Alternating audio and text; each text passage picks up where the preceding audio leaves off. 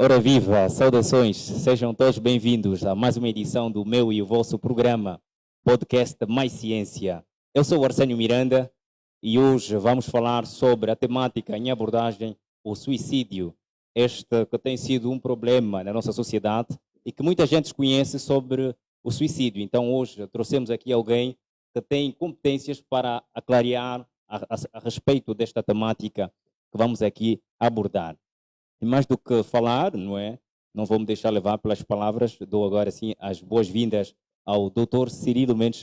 Muito boa tarde, bem-vindo. Boa tarde, caros ouvintes. Como é que está a saúde, doutor? Não, tudo em ordem.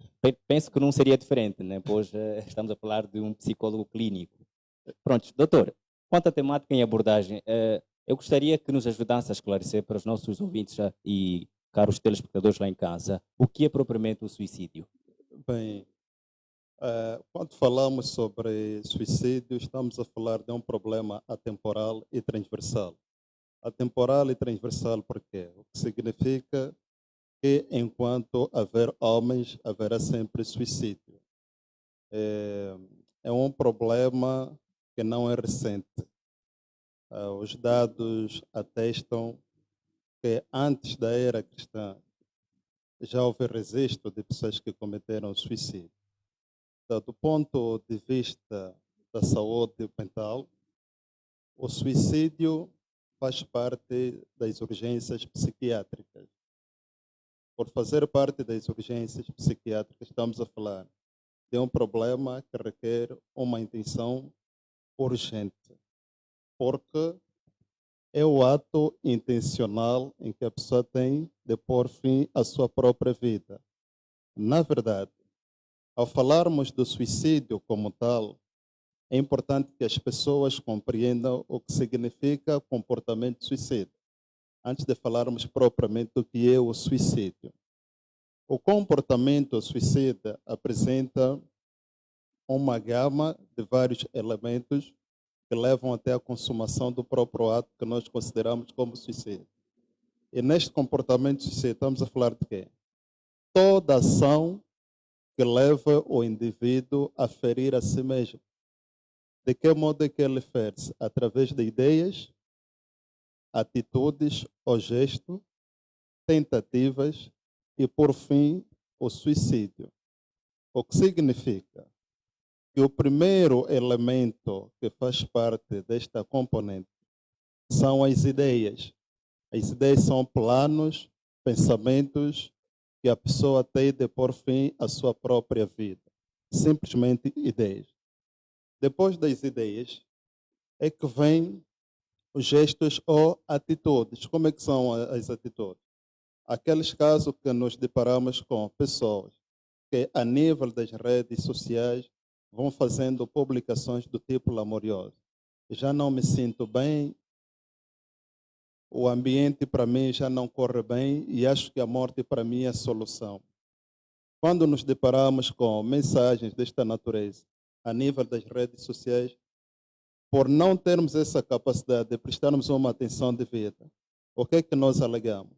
É que a pessoa quer aparecer, mas na verdade não, é um sinal. Outro sinal tem muito a ver com a oferta dos seus pertences. Vai trocando testamento, enviando cartas, enfim.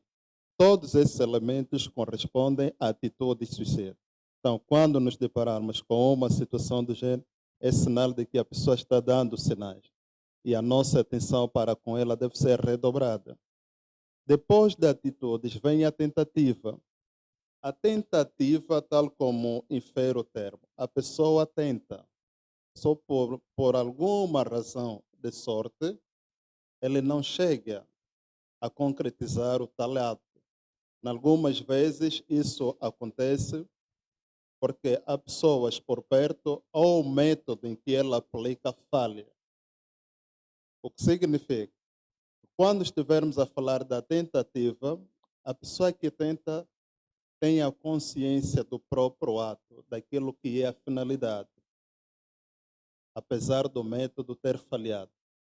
Depois da tentativa é que vem o suicídio. O suicídio é a consumação do ato. Por isso dizemos, o ato intencional de pôr fim à sua própria vida. Quanto à sua etimologia, significa que a morte dada a si mesmo, diferente do homicídio. Uma pessoa tira a vida de outra. No suicídio, não. É a própria pessoa acabar com a sua vida. Entretanto, o comportamento suicida não acontece do nada. Existem várias motivações.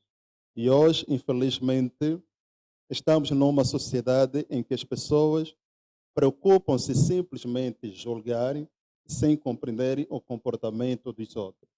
O comportamento é o resultado da adaptação ao meio ambiente. Então, mais do que julgarmos, nós temos que compreender as razões que fazem com que alguém cometa este ato. Aqui estaríamos já a falar da sua etiologia, que ela apresenta uma etiologia multifatorial. O que significa que as motivações podem ter uma base do ponto de vista psicológico, do ponto de vista social, do ponto de vista econômico e até mesmo os problemas existenciais que fazem parte do nosso dia a dia. Isto leva-nos a inferir que o comportamento suicida não depende simplesmente de um único motivo. As razões são várias. E das pesquisas feitas a nível da província de Malange, isto foi no triênio de 2019, 2020 e 2021.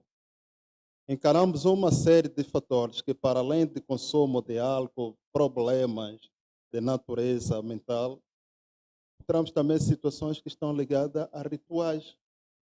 Estamos a falar de questões ligadas à feitiçaria, por exemplo, essas crenças subculturais.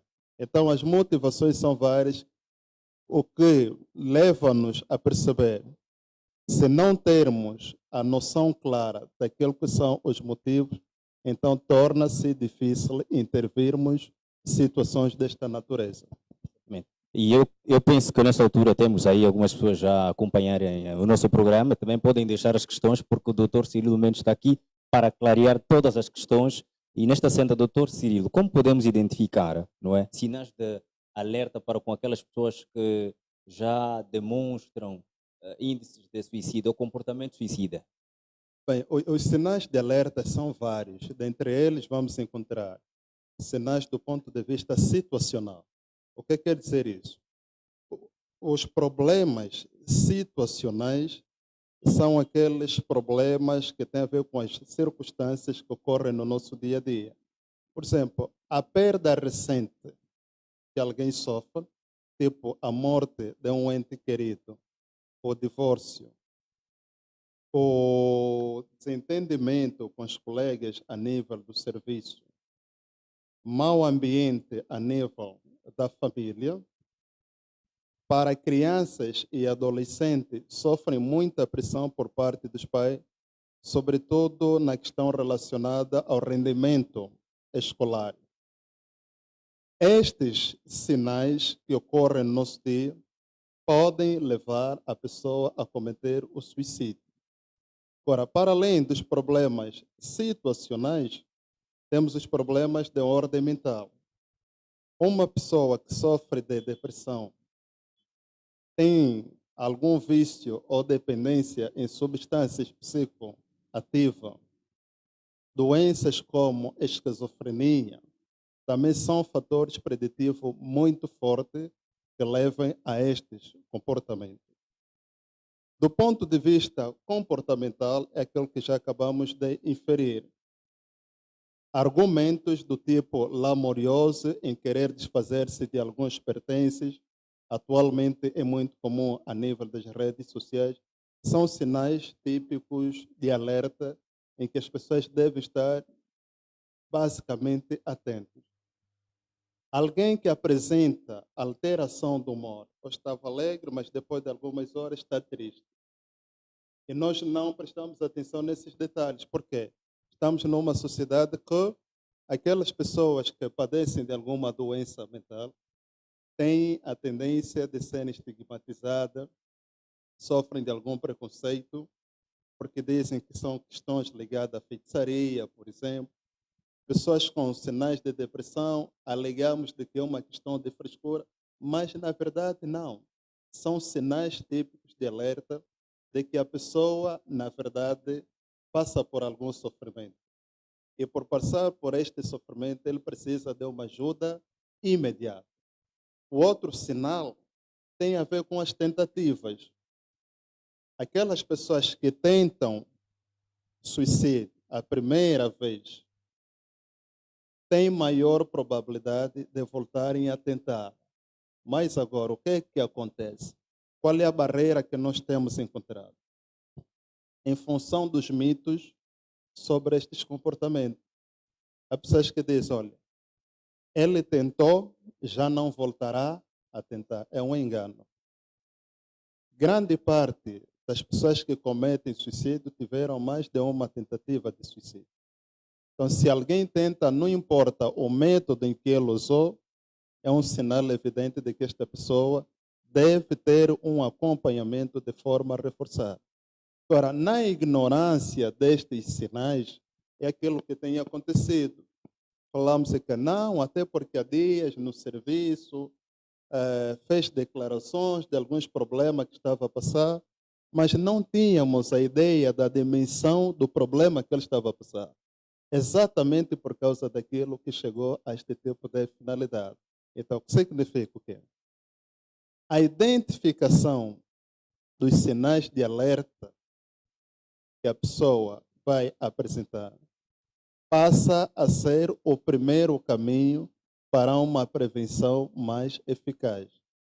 Na ignorância destes sinais, passa a ser a principal barreira para a intervenção do mesmo problema. Por isso é que, em alguns casos, o suicídio passa a ser um segredo de família.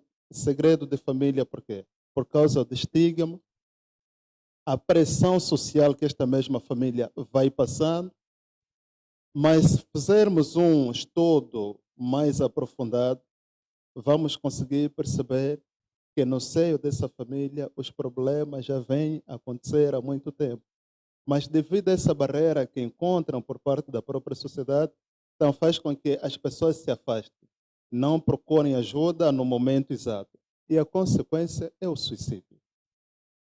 Pronto, chefe, falou muito bem quanto à questão familiar. No que diz respeito à questão familiar, será que os munícipes, pelo menos da província de Malange, têm a consciencialização de que fora a instituição familiar tem uma outra que dá acesso para a resolução destes problemas? Olha, na verdade, há pouca informação a respeito sobre saúde mental. Muita gente tem pouca cultura de solicitar os nossos serviços. A partir da máxima que nós já estamos acostumados, de que só vai ao psicólogo aquelas pessoas que, do ponto de vista social, são consideradas como pessoas anormais. Por causa deste conceito estereotipado, impede com que aquelas pessoas que, na verdade, passam por alguma dificuldade, através deste receio, o estigma que passam pela sociedade, então não procurem o apoio especializado, tendem a recorrerem a outras práticas. E por mais, o suicídio, apesar de ser uma das grandes preocupações dos países evoluídos, literaturas recentes atestam que aqueles países mais pobres, menos desenvolvidos, são os que apresentam maior taxa de suicídio. E a razão para explicarmos este problema é muito óbvio, tudo porque, devido à carência de profissionais, à carência de recursos, a falta de infraestruturas adequadas para poderem trabalhar de acordo à demanda que solicitam esses trabalhos. E outra coisa tem a ver com o quê? Pouca informação e educação das pessoas sobre as doenças mentais. Hoje, se tiveres com uma pessoa com dor de cabeça, alguma reclamação de saúde, mas numa componente orgânica, nós somos os primeiros a motivá-lo para ir ao hospital, ou mesmo nos encarregamos de levar esta pessoa para o hospital. Mas situações do fórum psicológico, nós não prestamos muita atenção. Por um lado, falta de informação, por outro lado, a falta de educação e a dinamização desses serviços a nível das comunidades.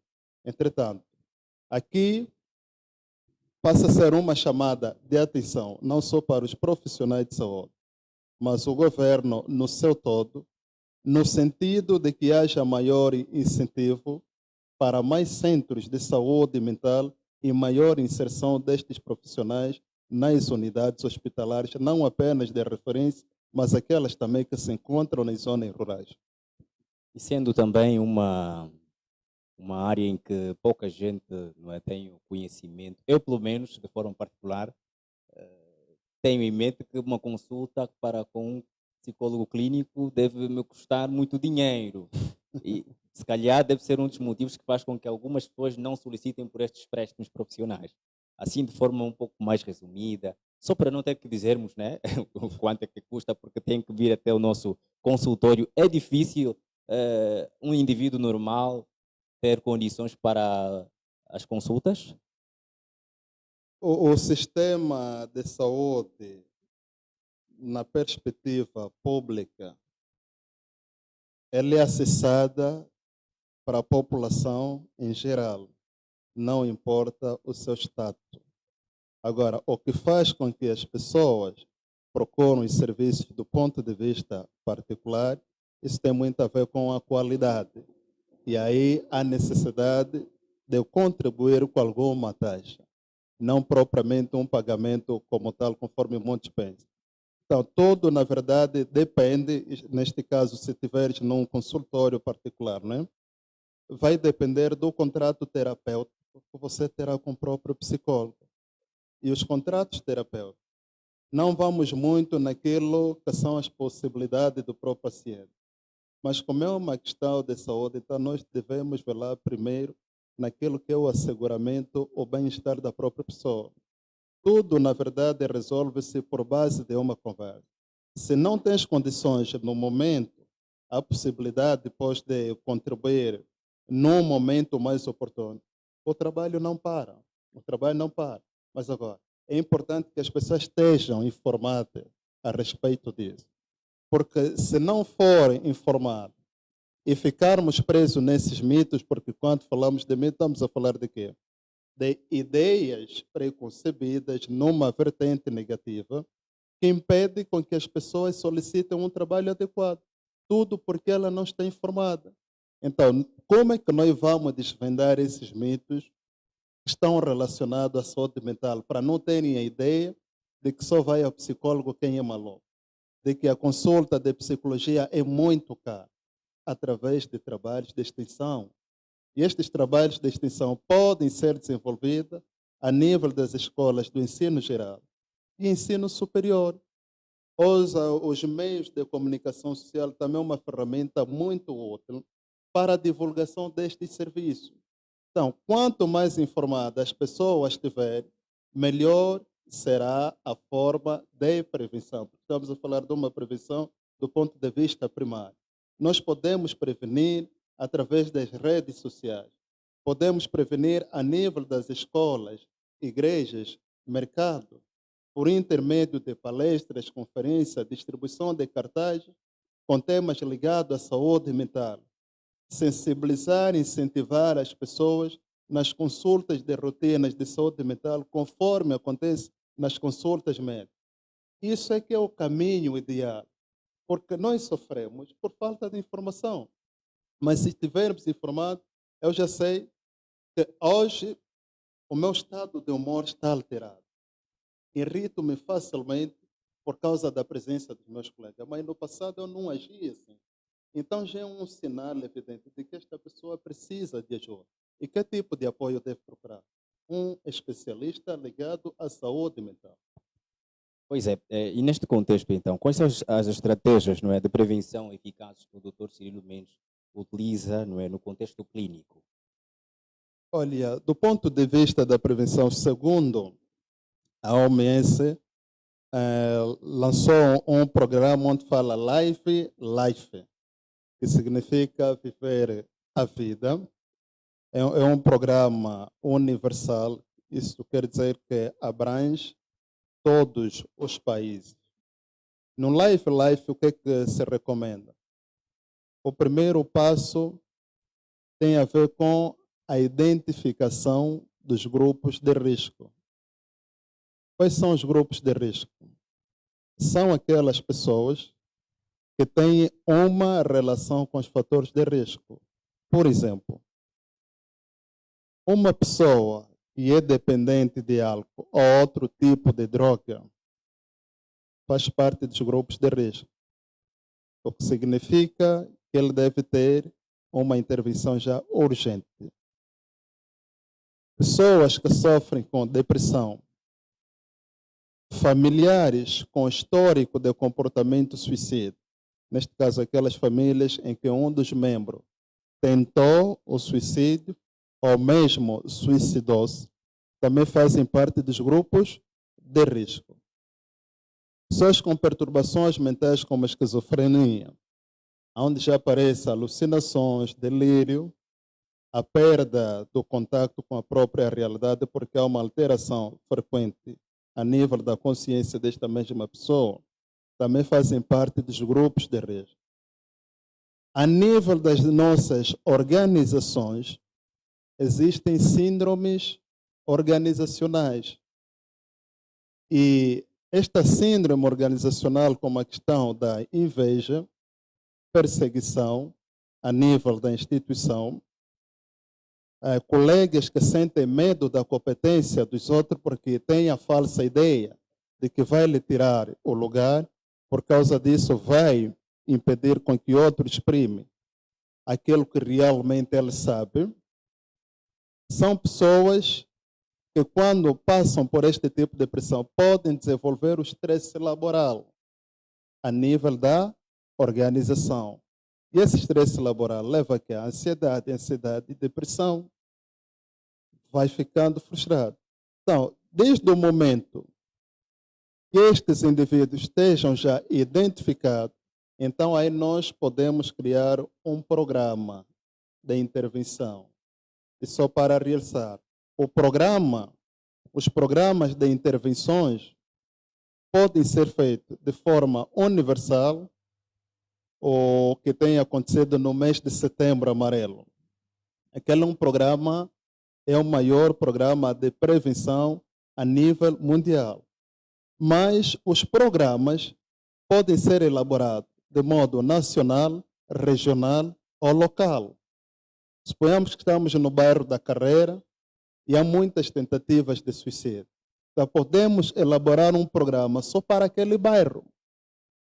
E como também os programas podem ser elaborados de forma seletiva. É a nível da instituição em que você trabalha e há muito desentendimento entre os colegas que há ameaças de homicídio e suicídio. Podemos criar um programa de prevenção a nível daquela mesma organização. Agora, para que este programa tenha cabeça, tronco e outros elementos que vão permitir a sua caminhada, é importante que haja investimento. Então, a falta de investimentos nestes programas tem sido um fator preditivo para o impedimento da prevenção tal como nós desejamos, conforme fez referência no princípio. O suicídio nos países desenvolvidos é uma preocupação tremenda, mas são os países baixos que apresentam maior taxa. Tudo por causa de quê? Porque os orçamentos são mais baixos. A carência de recursos, a carência de profissionais. Se formos a um hospital público, não vamos encontrar mais de 5 psicólogos, mas vamos encontrar 10, 15 enfermeiros. Quando a inserção, concursos que é para a inserção destes profissionais, as vagas também têm sido muito reduzidas. Outros, sim, está na dinâmica fragilizada por parte daquelas pessoas que são formadas nesta área também. Então, É uma série de fatores que, se forem devidamente apoiados, então a prevenção ocorre com maior facilidade. Porque a nossa sociedade educou-nos a agirmos de formas reativas. Nós só agimos depois de estarmos mal. Seria o inverso. Pensarmos na prevenção. Não precisamos ter uma depressão, não precisamos ter uma ansiedade para procurar um psicólogo. Não precisamos simplesmente procurar um psicólogo porque o seu filho teve tentativa de suicídio. Não precisamos procurar um psicólogo porque o seu filho é vítima de bullying na escola. Mas a saúde preventiva nos dá uma ideia tão clara de que as solicitações desta magnitude devem ser de forma recorrente. Até naquelas situações que você percebe que tem dificuldade para tomar alguma decisão, nós devemos procurar ajuda especializada, coisa que raramente acontece com muitos. O que quer dizer que não podemos esperar que as coisas aconteçam, né? Temos todas as ferramentas principais para podermos evitar estes suicídios que têm acontecido todos os dias, meses, anos. Doutor, a nível da província de Malange, que balanço faz sobre o tema em abordagem suicídio? Nos últimos dois anos ou três, temos vindo a constatar uma chuva de suicídios na nossa província. Basicamente, como o doutor identifica esta problemática na província? Olha, na verdade, a problemática, não digo somente do suicídio, mas falo aqui da saúde mental no seu todo, Malange, já foi muito preocupante, motivo pelo qual é que fez com que conduzisse uma pesquisa sobre a incidência do suicídio, fatores de risco a nível da nossa província. No triênio de 2019, 2020, 2021, havia uma onda de suicídios em Malange. E isso preocupou não apenas o executivo, preocupou os profissionais de saúde mental, os acadêmicos e a sociedade de modo geral. Só para ter uma ideia, a idade mínima do indivíduo que cometeu suicídio foi uma criança de 9 anos. A idade mínima. A idade máxima foi de 60. Historicamente, o suicídio é mais frequente a partir da 7ª década. Se a falar de pessoas com 60, 70 anos em diante. Mas atualmente há mais adolescentes a cometerem suicídio, adolescentes jovens, do que propriamente idosos, por causa da demanda da vida, muita pressão. Muitos têm essa dificuldade de esperar. Estamos a falar do imediatismo. As pessoas querem que as coisas aconteçam já. E no histórico, fomos tendo com as famílias, o que é que motivou a criança de 9 anos a cometer suicídio? Carência afetiva. É uma família que não tinha laços afetivos muito fortes. Quando isso acontece com crianças, é ainda muito mais preocupante. Hoje é muito mais comum em mais preocupante. velhos. É muito mais preocupante. E a OMS recomenda que as intervenções devem começar a partir de ter a idade. Porque grande parte das perturbações mentais não começa na fase adulta, é na infância. E nós conseguimos identificar isso através do bullying que sofre na escola, os maus tratos que sofre a nível do seio familiar, a carência afetiva porque não tem atenção devida por parte dos pais e irmãos. Esses traumas podem se repercutir até a fase adulta. E por se repercutirem até a fase adulta, significa que aquelas crianças que tiverem problemas na infância e não forem resolvidos, esses problemas vão se repercutir na fase adulta. Quer dizer que torna-se já um adulto fragilizado do ponto de vista emocional, infelizmente. Bem, algumas pessoas ainda não percebem certamente sobre suicídios e umas dizem, mas como é que ele, um tão mais velho como ele, vai matar-se assim do nada, vai tirar a vida? Doutor, sobre mitos e verdades a respeito do suicídio, o que tem a dizer? Há muitos mitos sobre suicídio e ao falarmos sobre os mitos, tem sido uma das principais barreiras para a prevenção do suicídio como tal. Porque os mitos estão acompanhados por estigmas e preconceito. Um dos mitos muito frequentes é aquele que as pessoas dizem. Falar sobre suicídio incita as pessoas a cometerem suicídio. Isso é mentira, não é verdade. Falar sobre o suicídio, você estaria a informar, estaria a educar, a preparar a pessoa para estar mais atenta sobre os sinais de alerta. Então, não é verdade. Outro elemento. As pessoas dizem, olha, quem tenta cometer suicídio já não voltará a cometer. Isso também não é verdade. Quem tenta tem maior probabilidade de voltar a fazer. Então, desde o momento que a pessoa tenta, é um sinal evidente para que esta pessoa deve ter já apoio especializado. Dizemos também o seguinte: o suicídio é um problema só de ricos. Pessoas de nível baixo não tem nada a ver com ele. É tudo frescura. Isso não é verdade. O suicídio não tem a ver com a classe, não define cor, não define raça, não define o status social. O suicídio abrange qualquer nível, qualquer pessoa. Por isso, se alguém aparecer com ideias tipo não quero me matar, não podemos ignorar esse sinal. É um sinal de alerta muito forte. E quer dizer que todo o sinal deve ser acompanhado. Claro, não só a partir da tentativa Exatamente. ou gesto, através das ideias que ela apresenta. Tipo, é uma criança de 8 anos, sai da escola aborrecida e professor, eu já não me aguento com essa vida, a minha vontade é desaparecer. Aí que diz, esse miúdo é indisciplinado, parece um louco. Mas não, é um sinal, são pensamentos. Agora, quando já tenta, é mais arriscado ainda. Então, esses mitos, que muitos creem nele, é que tem sido uma barreira que faz com que muitos não procurem ajuda.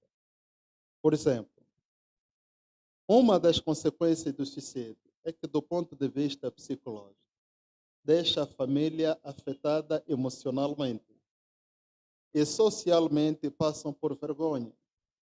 Então, nos resultados que nós constatamos a nível de Malange, em 2019, aconteceram 21 casos. 2020, 26. 2021, 28. São casos que nós constatamos. Não significam que foram os únicos. Porque há casos de suicídio que a família vai protegendo, vai camuflando para não sofrer essa pressão por parte da sociedade. Então, por que eles preferem esconder essa informação? Por causa desses mitos. Se na família tiver alguém que já tentou, há pessoas que também podem ser influenciadas por este tipo de comportamento. Bem, vamos. Estão a chegar algumas mensagens aí à nossa página do Facebook e eu ainda tenho outras questões também para colocar. Estou com aquela sede, não é, de interagir aqui com o doutor. Então vocês aguardem só mais um pouquinho, pois já vou atender-vos daqui a alguns instantes. Doutora, nesta senda, quais são, ou como posso dizer aqui, deixa-me aqui ver, quais são os principais fatores de riscos associados ao comportamento suicida? Penso que alencou aí alguma coisa no princípio, mas não com muita outras, ou com muito subsídio ainda. Existem vários fatores de risco, mas Destes vários fatores de risco, os principais são os transtornos mentais. Ou seja, 80 a 90% das pessoas que cometem suicídio tinham como comorbidade associada à depressão. Até a literatura diz que a depressão é a doença do suicídio. Adolescentes que cometeram suicídio, nas autópsias psicológicas demonstram que 2 semanas antes do tal ato apresentavam sinais de depressão como irritabilidade, insônia, choros frequentes, dificuldade de tomada de decisões, ideias constantes sobre comportamento e suicídio. Mas não vamos descartar aqui o consumo de bebidas alcoólicas e os problemas existenciais. Desculpa-me, doutor. O que nos leva a remeter que aquelas pessoas que são consumidores de bebidas alcoólicas têm maior probabilidade também de caírem nesta senda do suicídio. Claramente, claramente. Há uma pesquisa feita por um pesquisador brasileiro, Rick Knott, onde ele atesta que o álcool é responsável por 30% de homicídio, 30% de tentativas de suicídio e suicídio.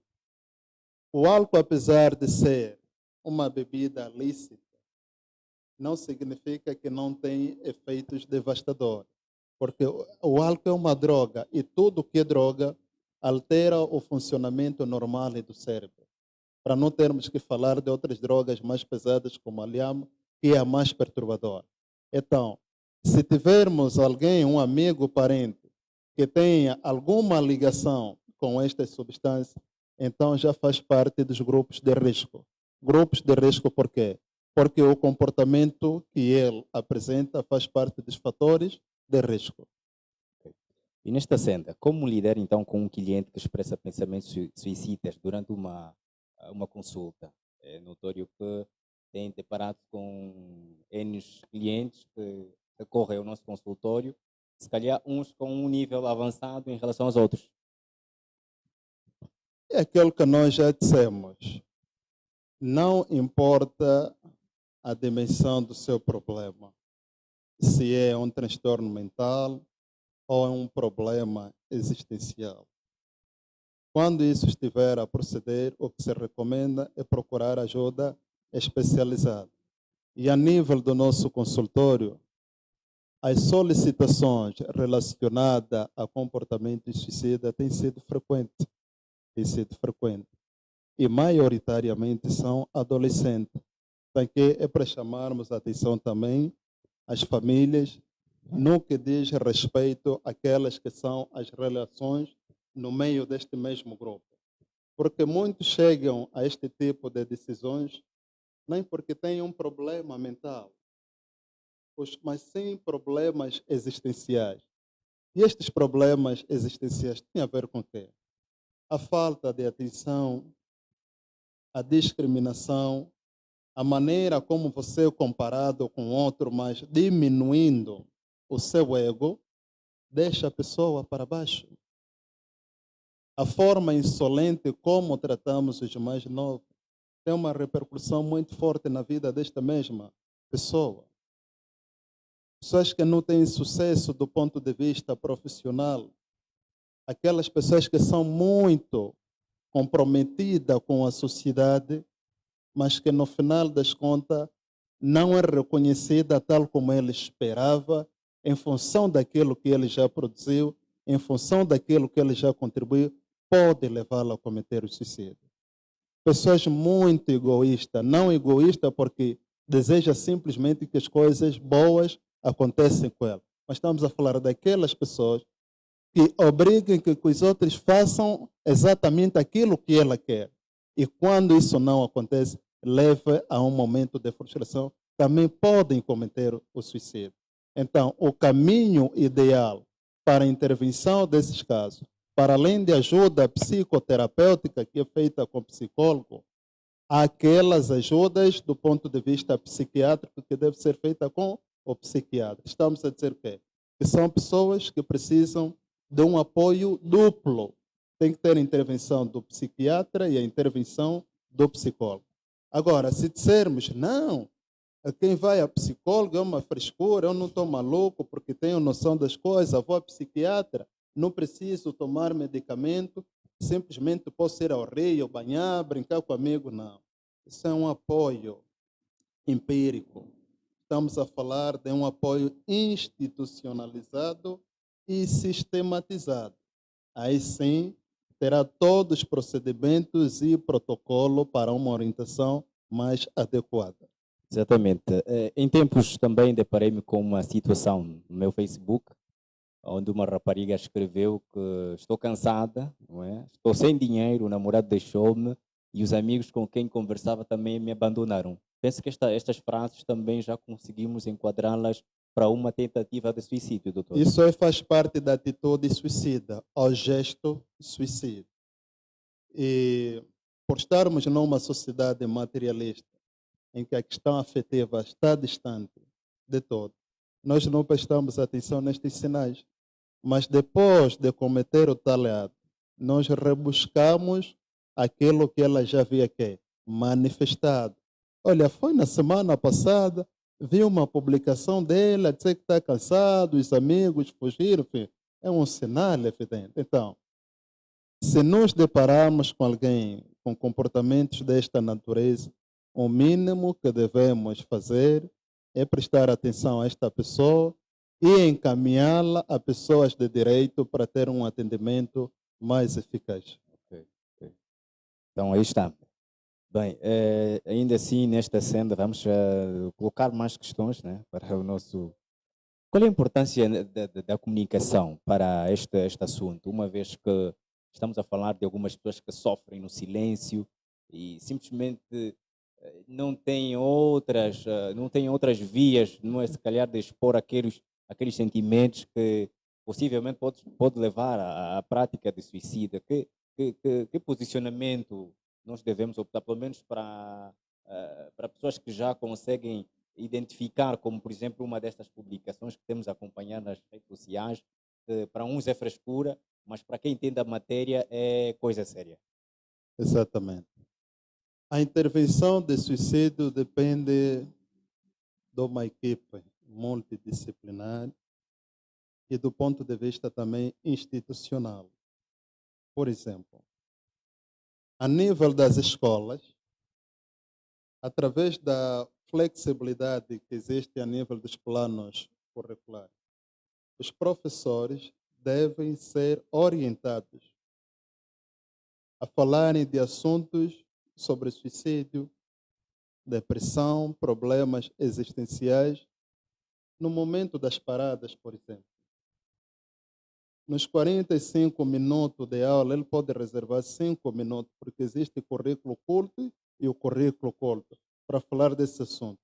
Porque são elementos que não fazem parte do programa, mas que, na verdade, têm uma importância na vida da própria pessoa. Ao proceder-se desta forma, estariam a informar e a educar, que é o primeiro passo da prevenção. Mas é mesmo em todas as escolas, não importando o nível. É importante que se faça isso. Por outro lado, buscarem especialistas para falarem de assuntos desta natureza, através de conferências ou então palestras, ainda no círculo escolar. Isso é importante. É através dos valores que nós temos, que aprendemos na escola, que nos permite enfrentar os desafios que a vida vai nos oferecendo. E a escola tem esta finalidade. O que significa que, para além dos professores, os próprios estudantes devem ser incorporados nas algumas atividades que visam educar, visam informar as nossas comunidades. Então, para darmos a palestra no bairro da Kizanga, Catepa, não precisamos sempre um psicólogo ou um professor, mas aqueles estudantes mais atentos, com uma orientação mais adequada, eles também se tornam agentes mobilizadores para problemas desta natureza. Pois é. Uma vez que esta área da psicologia clínica também é importante para as outras áreas, Dr. Cirilo Mendes, como tem trabalhado em conjunto, já trabalhou em conjunto com outros profissionais de saúde para a abordagem do mesmo assunto? Muitos profissionais trabalham comigo, muitos, estamos a falar de psicólogos, psiquiatras, sociólogos e até mesmo professores. É um trabalho que a gente não vem a fazer agora. Essa dinâmica já acontece conosco desde o momento que nós fundamos o Centro Comunitário de Saúde Mental, que nos dias de hoje também anda fechado. Enquanto professor, temos desenvolvido muitos trabalhos a nível da instituição universitária. E um desses trabalhos é que permitiu, na verdade, a publicação deste livro e artigos científicos ligados à depressão, principais transtornos mentais pela Covid. É um estudo que desenvolvemos na fase mesmo da Covid. Recentemente publiquei um novo artigo onde atesto questões sobre crises psicossociais em estudantes universitários. Toda esta informação está disponível já no Google. É resultado desta colaboração que eu tenho tido com outros profissionais. Não só a nível de Malã, estamos a falar de Luanda e outras paragens do mundo. Ok. Pronto, e nesta senda, qual é o papel da família, dos amigos, no suporte a alguém que enfrenta pensamentos suicidas, uma vez que ainda não teve o contato direto com um especialista, assim como o doutor Cirilo Mendes? Que apreciação ou conselhos o doutor dá a famílias e amigos que já tiveram um contato direto com pessoas com comportamentos suicidas? Aquilo que dissemos. Quando alguém comete suicídio, a família torna-se vulnerável do ponto de vista emocional. Outros tendem a ter depressão, tornam-se ansiosos. E há quem até tem maior probabilidade de cometer também suicídio. Aquilo que nós chamamos de suicídio por imitação. Aconteceu com um tio, o filho ou o sobrinho também pode cometer. No âmbito social, verá aquele estigma por parte da sociedade. Então, isso faz com que as pessoas, em vez de recorrerem em um apoio institucionalizado, vão preferir ficar fechado. Este não é o caminho ideal. Se depararem-se com uma situação do gênero, em que o filho alega questões que abalam o seu emocional, o seu estado social, nós recomendamos que solicitem serviços institucionalizados, por ser um trabalho formal. Este é o caminho mais ideal.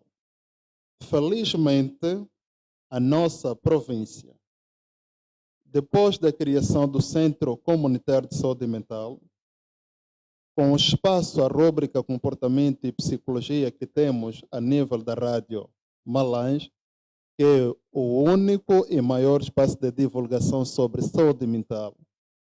Com a inauguração deste consultório Cirilo Mendes, há muita gente que solicita os nossos serviços. Muita gente. Isso é um sinal de que a informação está a chegar, é um sinal de que as pessoas estão a compreender efetivamente a importância dos serviços de saúde mental. E se procedermos sempre com este ritmo, a probabilidade de prevenirmos comportamentos recorrentes sobre suicídio será maior e é uma garantia de que estaremos a salvar sempre vidas. Exatamente. E nesta senda, falamos aqui sobre algum assunto relacionado com a comunicação em termos de divulgação. Que apreciação faz das entidades religiosas, os meios de comunicação, quanto à problemática do suicídio? Será que tem tido uma conduta saudável para combatermos esta situação? Sobre o posicionamento destas instituições, eu diria que poderiam fazer mais trabalho. Sobretudo as instituições religiosas. Porque um dos objetivos das igrejas, para além de identificar qualquer mal, é trabalhar com que este mal seja erradicado ou mesmo inibido. E nós podemos intervir do ponto de vista religioso, fazer com que as pessoas não cheguem a essa extremidade através das obras de caridade. A prevenção religiosa tem essa. É a Eucaristia, o sacramento, o batismo. Ou seja, a literatura nos mostra pessoas que não têm educação religiosa têm maior tendência de cometer suicídio. Aquelas que têm educação religiosa não é porque não vão cometer ou não podem cometer, mas as probabilidades são poucas. Isso por quê? Porque as igrejas condenam este ato. Então, quem se proceder desta forma é pecado e quem peca é punido. Mas essa informação deve ser dada desde terra que idade. A comunicação social, nós alertamos sempre e a OMS recomenda sempre. Numa reportagem mais responsável. Quando falamos aqui de reportagem responsável, significa que quando há um ato de suicídio, ao relatarem a mesma mensagem, os métodos não devem ser exemplificados. Tipo, cometeu suicídio, usou aquilo. Não, não pode. As pessoas têm maior tendência de quê? Imitar, vão aprender. É um famoso que cometeu suicídio. Querem relatar a maneira como ele cometeu. Tipo, um famoso tentou, mas não deu certo. E eles trazem essa novidade, essa notícia como uma novidade. Olha, o fulano tentou, mas não deu o quê? Certo. Vão dizer, olha, é famoso. Então também eu posso o quê? Tentar. Olha, se tentar, tu morres. Aquilo que aconteceu. Na tentativa, só não deu certo porque o método falhou. Mas a pessoa que tentou tenha consciência da finalidade daquele mesmo ato. Por outro lado, dos elementos que fizeram parte da referida pesquisa, foram mais de 149 participantes. E aqui vamos falar do suicídio por imitação.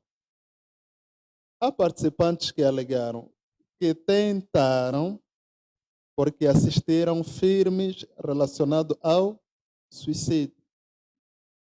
E era criança, na altura, com 10 anos. Né? Há quem tentou porque sofreu alguns ralhetes por parte de quem? Dos pais. E quando levamos essa informação para os mídias, nós levamos isso como uma manchete. Não pode ser assim. A reportagem deve ser de forma responsável para evitarmos suicídio por imitação, que tem sido também uma prática muito frequente. Neste caso, a comunicação social tem um esforço grande para poder contribuir também nesta mesma problemática, porque muitas vezes o que se tem vindo a constatar nos canais televisivos também incitam algumas pessoas para com esta mesma prática, doutor. Claro, e a OMS aqui é clara. Ela recomenda uma mídia social. A mídia social tem a ver com o quê? Educação. E o exemplo prático disso é o espaço que temos na Rádio Malange, psicologia e comportamento, em que todas as quartas-feiras nós abordamos apenas questões ligadas à saúde mental. É importante que se fale sobre saúde mental numa dimensão mais abrangente, não propriamente quando estamos diante de alguém que realmente precisa de ajuda. Porque a comunicação social também faz parte dos agentes da socialização. Exatamente. E todo agente socializador tem esse objetivo, moldar o comportamento das pessoas. Mas a moldagem comportamental que nós inferimos aqui é no sentido positivo e não incitar as más práticas. Se procedermos desta forma, claramente que não estaríamos a ajudar as mesmas pessoas, mas pelo contrário, a serem prejudicadas. Exatamente. E esperamos que os nossos telespectadores lá em casa, não é, tenham mais cuidado com os conteúdos que apreciam nas vossas casas, e retirem apenas o positivo, deixem de lado a negatividade para evitarmos estas coisas que temos vindo a constatar, o suicídio, né? Perder pessoas incríveis, perder pessoas que ainda poderiam dar muito para esta sociedade e não só. Então, todo cuidado é pouco. E eu sei que vocês estão cada vez mais com aquela vontade de deixar mensagens. Vou fazer aqui a penúltima questão ao nosso doutor. Doutora, existe aí uma ferramenta, ou seja, existem recursos específicos que o doutor recomendaria para estes nossos pacientes que apresentam comportamento suicida? Realmente existem vários recursos, mas gostaria aqui de realçar o seguinte, porque isso faz parte daquilo que é a prevenção Exatamente. e intervenção. E nós podemos intervir de modo geral ou de forma seletiva. Recursos para rastreios de saúde mental. Se fizermos esses rastreios de saúde a nível das comunidades, a nível das instituições, nós teremos a maior facilidade de identificar aquelas pessoas que fazem parte dos grupos de risco. Ao identificarmos, estaríamos em condições de fazermos uma avaliação do ponto de vista psicossocial da própria pessoa. E aí nós vamos ver o caminho, se é para uma prevenção primária, secundária ou terciária. Mas quem, na verdade, o Vonda Tonet é um psicólogo também de referência na nossa praça. Nesta obra, ele fala sobre psicólogos, por quê e para quê. O que significa que a qualquer momento da nossa vida, você percebe que de forma individual não és capaz de gerir a sua vida emocional. Para isso é importante que se procure ajuda especializada. Entretanto, quem realmente não se sente capaz do ponto de vista emocional, porque irrita-se facilmente, já não se sente confortável no seu local de serviço, não tem boa ligação com os parentes, amigos, etc., esta pessoa está propensa a cometer alguma falha. Então, para que não se chegue até esse extremo, é importante que procure ajuda especializada. É com o psicólogo, é com o psiquiatra que você terá a orientação mais eficaz.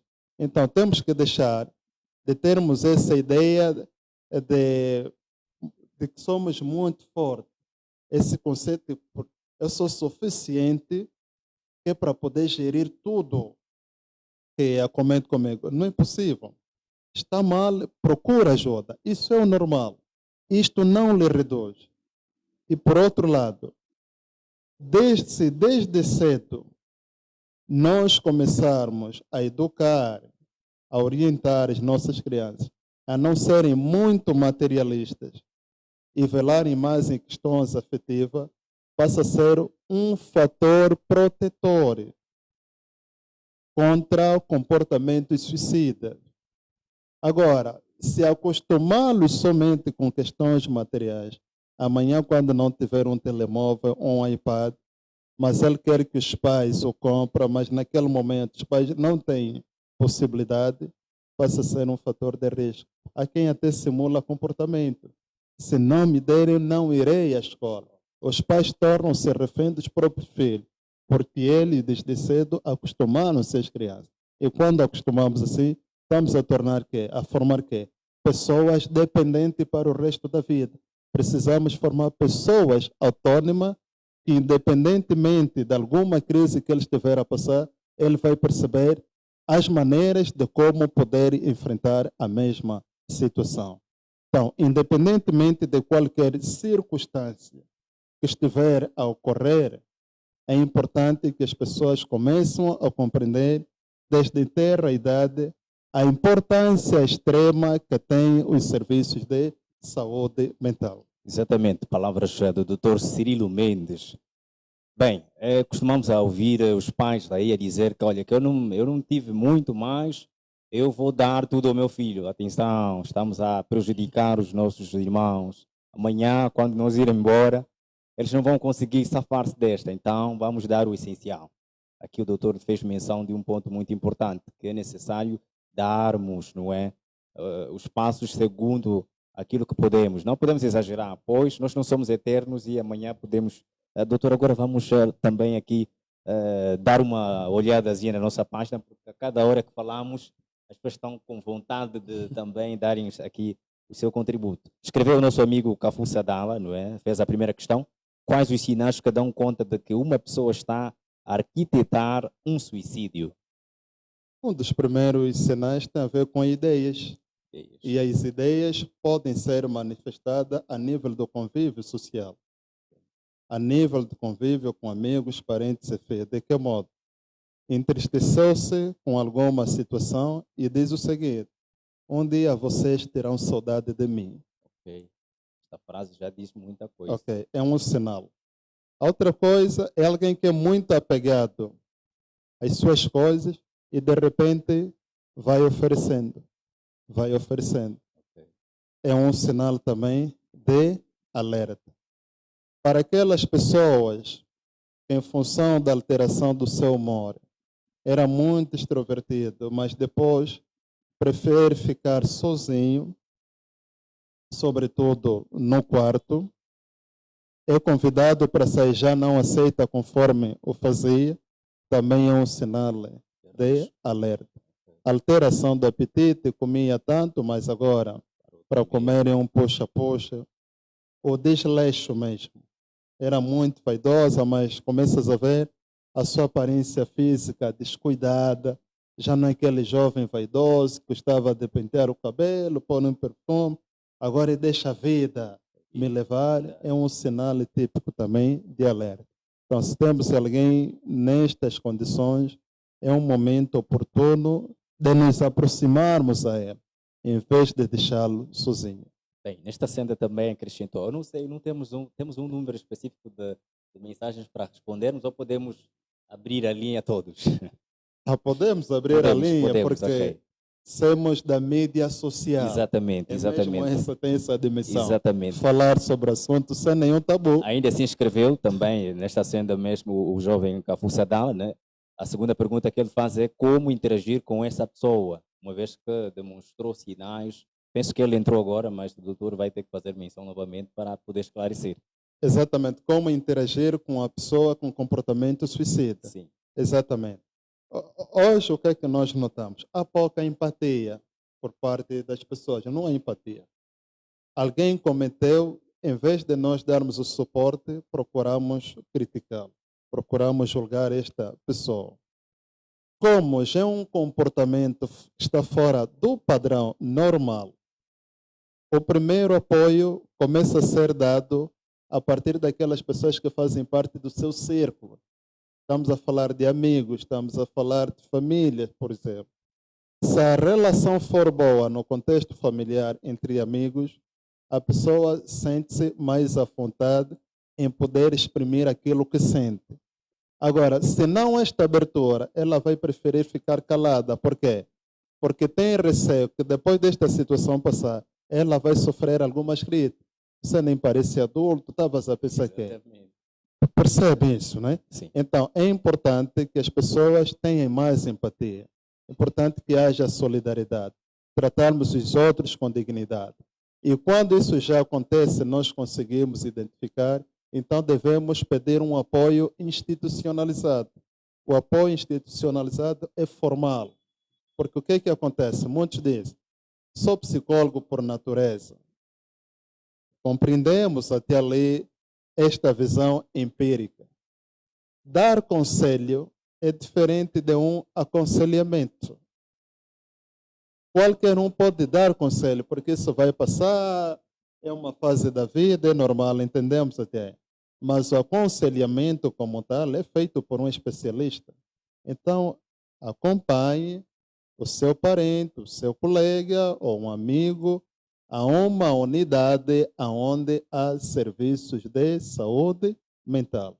Pois é, espero que o Cafu Sadala esteja atento quanto às suas questões colocadas, pois estão a ser respondidas. Ainda acrescentou, essa terceira, uma vez que não se consumar o ato, qual é o tratamento a oferecer a esta pessoa? O facto de não consumar o ato não é sinal de que a pessoa está fora do perigo. Até mesmo naqueles casos, após venção, ou seja, o paciente mostrou esse comportamento de risco, tentou. Estava internado, deram-lhe alta. Naquelas 2 semanas, ele deve merecer sempre de um acompanhamento. Mesmo após alta, não significa que está fora do perigo. Deve merecer sempre de um acompanhamento, porque há muitos casos de suicídio que acontecem devido a isso. Após a alta, pensamos que está tudo bem, passam 2 semanas, 1 mês, cometeu. Mas ele estava no hospital, o que é que lá se fez de concreto? Deram-lhe alta, não é a solução. Deve ter um acompanhamento de forma redobrada. Exatamente. Não devemos normalizar nada aqui. Todo sinal é acompanhado com muita atenção, né? E também aqui a presença do nosso rei Kimua, né? A quem devemos agradecer pelo carinho da audiência. E vamos novamente dar uma olhada aqui, né? Daniel Rebo escreveu: Dr. Cirilo, com base ao seu estudo sobre o suicídio, qual é o trato social, ou seja, o extrato social que apresenta maior índice de suicídio em Malange? Será que são os camponeses, os vendedores ambulantes, os funcionários públicos, empresários e etc.? Da pesquisa feita, afetou mais os funcionários públicos. É mais os funcionários públicos, mas é aquilo que dissemos. Tal como muitos inferem que suicídio é um problema de pessoas ricas, não. Ela afeta qualquer pessoa. Afeta qualquer pessoa. E aqui tivemos casos dos níveis mais baixos aos níveis superiores. Isso nos chama a atenção, e para ficarmos cada vez mais atentos, de que nenhum de nós está isento disso. Nenhum de nós está isento disso. Se és camponês, não significa de certa forma. Se és governador, ministro, diretor de alguma instituição, não é sinal de que você está fora disso. E a hipótese aqui testada, apesar de ser mais por parte dos funcionários públicos, é em função da pressão. É aquilo que dissemos, nem todo mundo que procura um apoio emocional é porque tem problema psicológico, não. Estamos a falar de problemas existenciais. Pressão a nível da instituição, pressão a nível da sociedade. Se não tiveres uma personalidade muito forte, você vai encarar a morte como a solução dos seus problemas. Então, o que é que significa? Que muitas das vezes, quando estivermos diante de uma situação, nós temos que ter a maior capacidade de interpretar melhor este problema. Porque são as situações que nos levam a pensar. E são os pensamentos que geram as nossas emoções. E as emoções geram o comportamento. Isto quer dizer, se eu tiver uma interpretação negativa em função do problema que eu estiver a vivenciar, o meu pensamento será negativo. Logo, vou ter uma emoção que é negativa, tristeza, aborrecimento, comportamento, abanar a cabeça e querer fazer coisas que fogem daquilo que é o padrão normal de uma determinada sociedade. E tem mais. É a nível das instituições também, onde temas como saúde mental devem ser abordados.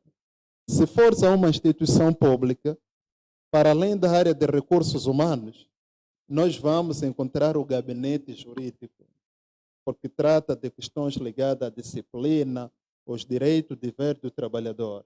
Mas é raro encontrarmos um departamento de saúde mental. Mas é o funcionário que entra às 8, sai às 15. Às vezes pode trabalhar fora do seu horário normal. Isso leva a uma exaustão emocional. E quando essa prática é recorrente, torna o profissional agressivo, torna o profissional passivo, agressivo, e a probabilidade de desencadear algum transtorno mental é muito maior. Isso nós vimos no ano passado, o episódio que houve a nível de Luanda, de um funcionário público que matou os dois colegas, depois tirou a sua própria vida. Estamos a dizer que todo homicida é suicida, em grande parte. Se não tem dificuldade de tirar a vida dos outros, pode tirar a sua própria vida. E o histórico que se vê tem alguma relação com bebidas alcoólicas, o ambiente familiar não era harmonioso e a tragédia aconteceu no local de serviço. Então, nesta senda é necessário que as entidades máximas, né, possam também rechear as nossas instituições também com um gabinete de psicólogos, não é, para podermos dar respostas satisfatórias a estes problemas. Escreveu o nosso amigo Noé, não é? Fez votos para o nosso Dr. Cirilo Mendes. Obrigado. Disse que o Sr. Mendes é, de facto, um psicólogo de referência a nível nacional, sobretudo para a província de Malange. Muito obrigado. E seguimos, vamos lá. O rei Kimua disse, Dr. Cirilo, o suicídio tem mais a ver com a certa incapacidade interna de gerir os conflitos ou o volume da pressão externa a que o indivíduo é exposto? Não, isso não tem a ver com a pressão interna, a pressão externa, mas o que nós devemos compreender aqui é que o suicídio apresenta uma etiologia multifatorial. Quer dizer que a causa pode ser social, psicológica, econômica, enfim. Mas o que a literatura nos mostra? Que 80% a 90% das pessoas que apresentam comportamentos suicidas têm uma relação direta com problemas mentais. E dentre elas, a depressão é a doença mental que mais se destaca nestas pessoas. Ok. Está assim, então, deixado está esclarecido, né? Vamos lá aqui ver mais quais são os que ainda estão a escrever. Pois, sempre cada tempo que vá, temos pessoas aqui na audiência. Vamos lá ver, vamos lá ver.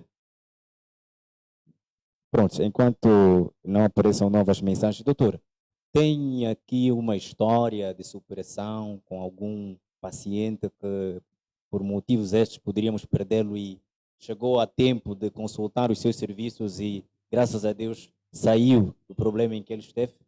Não, muitos mesmo, que recorreram aos nossos serviços por apresentar este tipo de comportamento. Mas intervimos a tempo e hoje seguem uma vida normal. Mas é aquilo que dissemos. O facto de estarem já bem, tiveram alta, não significa dizer que é tudo. É isso. As intervenções continuam. Cada vez procuramos estreitar as nossas ligações, no sentido também de se tornarem, não é, uma fonte, uma corrente, uma forma de evangelização para os outros. E alguns tiveram tentativa, outros simplesmente ideias. Mas é o que dizemos. Todo sinal de comportamento suicida é uma preocupação. Não devemos simplesmente nos preocupar quando cheguem a tentativa, não simplesmente. Desde o momento que ele começa a ter pensamentos sobre pôr fim à sua própria vida, já é um motivo de que esta pessoa precisa de ajuda. Sim, sim. Exatamente. Bem, acho que ainda estou com um pouquinho de sede, ainda podemos. Doutor, como podemos criar comunidades mais solidárias, onde as pessoas se sintam à vontade para buscar ajuda e apoio emocional? A melhor forma de nós desenvolvermos trabalhos do gênero tem muito a ver com a pesquisa. Estamos a falar. É importante que haja investimento para trabalhos relacionados à investigação científica e trabalhos de extensão. Não é possível darmos solução de um problema se deixarmos a investigação científica ao lado. Não é possível. A prova disso foi o período que vivemos da pandemia Covid-19. O problema foi solucionado porque houve investimento a nível da investigação científica. Enquanto não houver investimentos do gênero, orçamentos muito baixos, infraestruturas inadequadas, então não estaríamos a fazer nada. E quando falamos aqui de saúde, educação, são questões que devem ser levadas de forma muito séria. Não podemos improvisar esse serviço. Identificamos os grupos de risco.